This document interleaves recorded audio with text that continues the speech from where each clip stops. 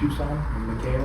You know, everyone in the communities to come together, get behind something, and hopefully get a win. And then let's go out and enjoy some beautiful weather for the rest of the day. So let's knock this out.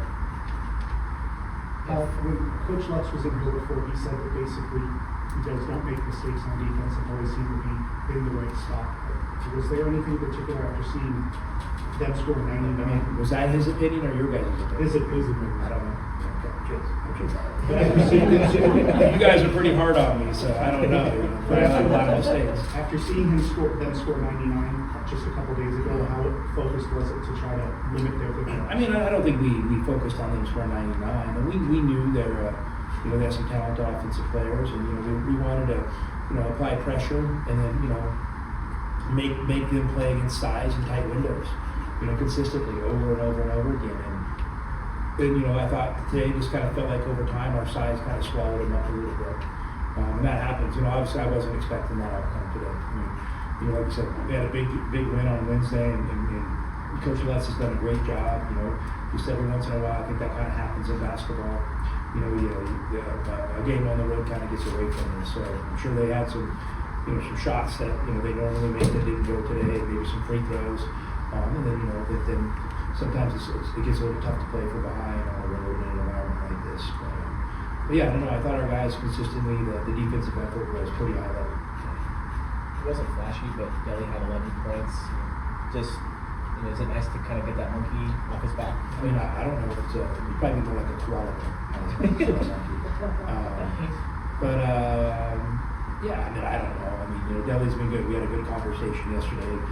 Delhi's a great dude, a high character guy. He's here for it. So, yeah, I'm happy to see him have a little bit of success because I'm sure that makes him feel a little bit better. But, you know, I just told him, you know, that there's really no scenario I see where I don't keep giving him opportunities.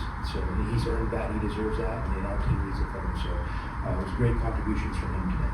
Coach, can you talk about, there are a lot of great freshmen in this conference this year, and you've got several of them. So can you kind of talk about what makes your freshmen different? You know, I don't know if I want to really compare him to the other freshmen. I think each of these guys is, you know, all these great freshmen in the league. You know, I think, you know, all the accolades and the attention they're getting is deserved.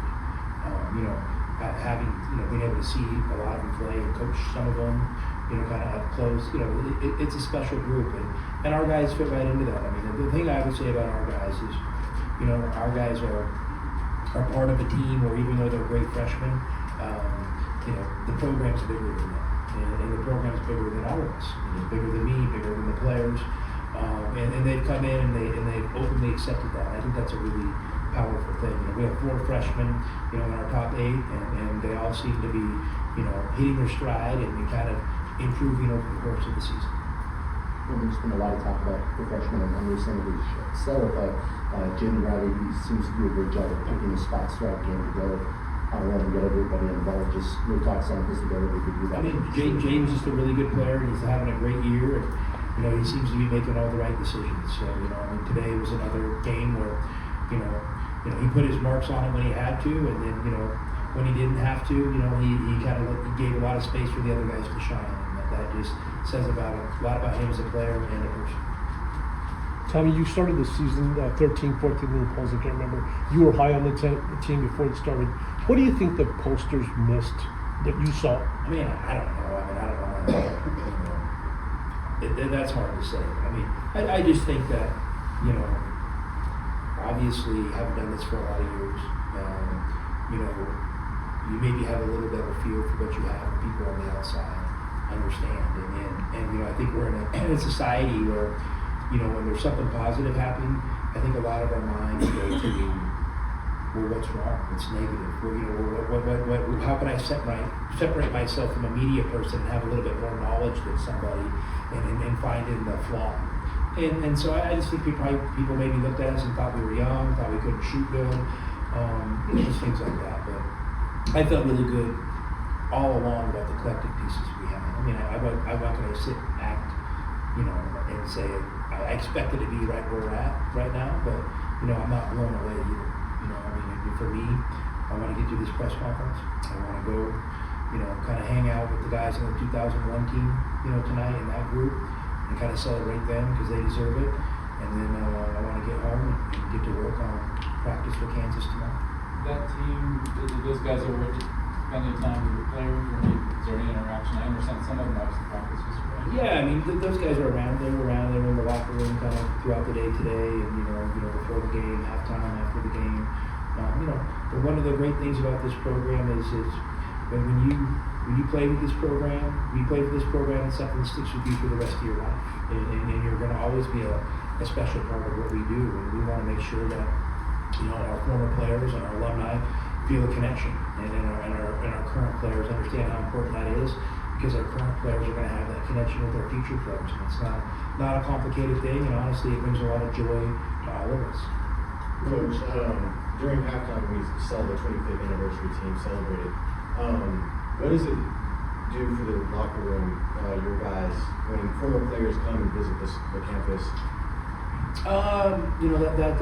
That's a great question. I think it helps our guys realize how special it is to play at Arizona, because those former players, they reinforce it to them. I think our guys, it gives them perspective that, you're not always going to be young, you're not always going to be the player.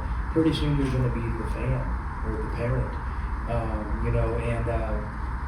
you're going to have something to root for or cheer for, and you're going to have something, a team you're still a part of, even when your playing days are done. And that's a powerful thing. When you go on these journeys, you're going to hit some bumps in the road, some challenges. You got to have a vision of something much bigger than yourself. You have to have a vision beyond today. And I think having those former players around kind of helps cement that vision and give our guys a visual of it's pretty cool that I'm part of something bigger myself, and it's something that's going to be a part of me for the rest of my life. So you know what? I'm going to be willing to give everything I got and more while I'm a player here, because I know it's something, these are memories I'm going to have for the rest of my life. Coach, Kansas has been some of the best basketball this season. Obviously, you guys going into that hostile environment. How excited are you guys for that? I mean, we're excited. I mean, we're going in there with nothing but respect, for Kansas and Coach Self. I mean, we played there last year, and I'll be honest, I played in a lot of places. I came away there thinking, all right, it is different, but nothing but positive thoughts for them as a program, and it's going to be an honor to compete against them. We know it's going to be we know they're going to give us an incredible game. It's going to be an awesome atmosphere, and I just have a feeling those Jayhawk fans are going to be out for the love. So you know what, we're here for it. We're here for it, and that's no promise of which way the game's going to go, but we're excited for the opportunity to compete in such a big stage and such a special game. You said something on the radio the other night that the Big 12 sometimes is pushing these big games back after the Super Bowl. How does that work? Like, do they kind of say you? Whenever I'm on the radio, I'm off record. That's our best stuff. Yeah, I mean, there's no doubt about it. Listen, the Big 12 is a powerhouse of basketball, and Brett Yormark is a basketball guy, and he's fully embraced that narrative. And as part of that, I mean, he's trying to create value for his members as schools. And one of the ways you create value is you have important games and great, viewing windows. And so they wanted to get as many marquee games as they could in February. I mean, obviously, they told us that. And look at our schedule. They delivered. So I'm excited for the opportunities coming down the pike. And, there's no, we're not mad at anybody or feel like it's unfair. I mean, if you want to be a great program and you want to be a participant in a great conference, well, you gotta be willing to walk the walk. So our walk is playing a lot of high level games in the month of February leading into March. So let's do it. That's what I was wondering. Do Brett or Brian or any of those guys say, "Hey, we're going to backload your schedule because of that"? And do you have any feedback? Can you stop? I think how it happened is we got our schedule and they apologized. They said, we know this is hard, we know this is a gauntlet, but there's reasons we're doing this. Because the University of Arizona and the men's basketball program brings a ton of value to our conference. We want you guys to be a marquee piece of this conference basketball-wise. We know we got to earn our keep. We know we're the new kids on the block.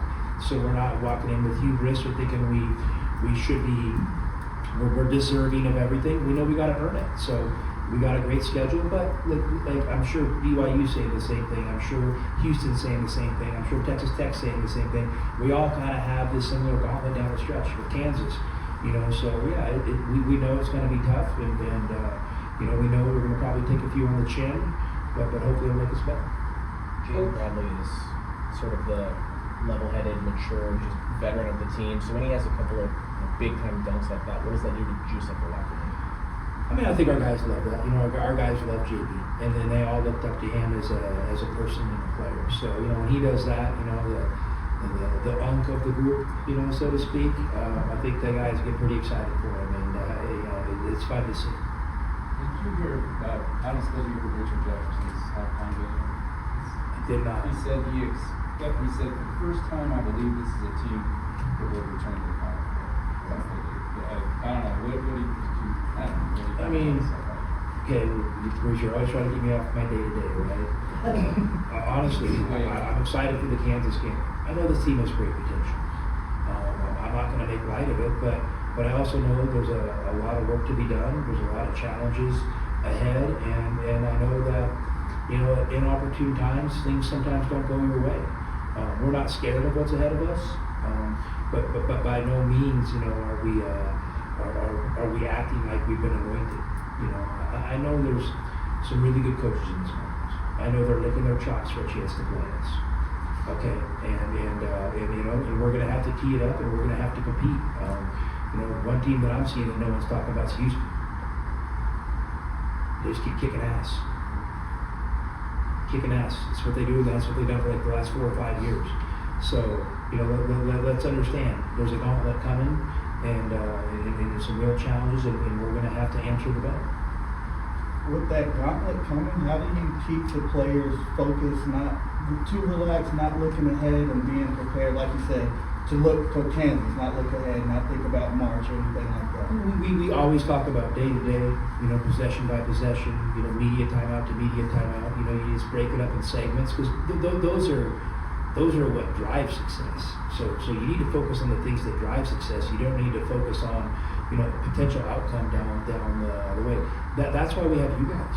You guys get to do all the reviewing, previewing, guessing, okay, and we get to play. So that's why the media and our program make a great team. You guys can do all the thinking and prognosticating, and we just want to play. Coach, does a win like this, especially in terms of 2001 team, give a little extra motivation as well, a little extra excitement heading into the gauntlet that you have to win?